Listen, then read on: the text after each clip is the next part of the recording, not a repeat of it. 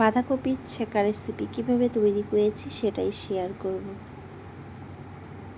ছেঁকা রান্নার জন্য এখানে আমি এই যে বাঁধাকপি আর একটু বেগুন কেটে নিয়েছি, আর সাথে এখানে নিয়েছি কাঁচা লঙ্কা, রসুন, আর নিয়েছি সোডা, আর সাথে একটা শীতল নিয়েছি। আর এই শীতল দিয়েই করব। আর এই শীতলটাকে একটু আমি হাত দিয়ে চ্যাপটা করে নিলাম। এরপরেই একটু সর্ষের তেল দিয়ে সেখানে আমি এটাকে আমি উল্টে পাল্টে ভালো করে ভেজে নেব, যতক্ষণ না এটা থেকে একটা সুন্দর একটা স্মেল বেরোচ্ছে।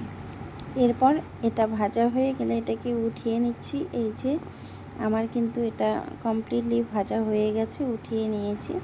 এরপর এখানে আমি 1 গ্লাস পানি দিয়ে দিলাম। পানিটা দেওয়ার পরেই এখানে কিন্তু আমি এই যে দেখুন, এরপরে এখানে আমি কয়েকটা কাঁচা লঙ্কা দিয়ে দিলাম, আর কিছুটা পরিমাণে রসুন থেতো করে রেখেছি সেগুলো দিয়ে দিলাম।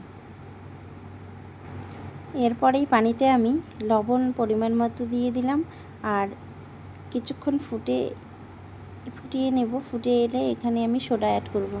এই যে এখানে আমি পরিমাণ মতো সোডা অ্যাড করে দিলাম। দেখুন কতটা ফেনা উঠেছে। আর একে একে এখানে আমি বাঁধাকপিটাকে দিয়ে দেব। বাঁধাকপিটা এই যে দেখুন, বাঁধাকপিটা আমার দেওয়া হয়ে গেছে। আর এটা খেতে কিন্তু সত্যিই দারুণ লাগে।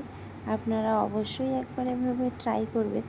তবে এখন বাঁধাকপির সিজন শেষ হয়ে গেছে, তো ভিডিওটা করে রাখলাম, আপনারা পরে দেখে নেবেন। এরপর এই যে এখানে আমি শীতলটাকে পানি দিয়ে হাত দিয়ে বেশ কিছুক্ষণ চটকে নেব।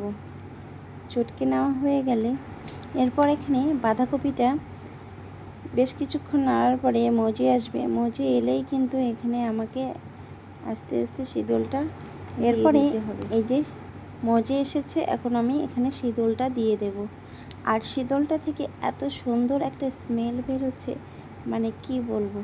ফাইনালি কিন্তু আমার রান্নাটা প্রায় কমপ্লিটের দিকে, আর এই মুহূর্তে খুব সুন্দর একটা স্মেল বেরিয়েছে।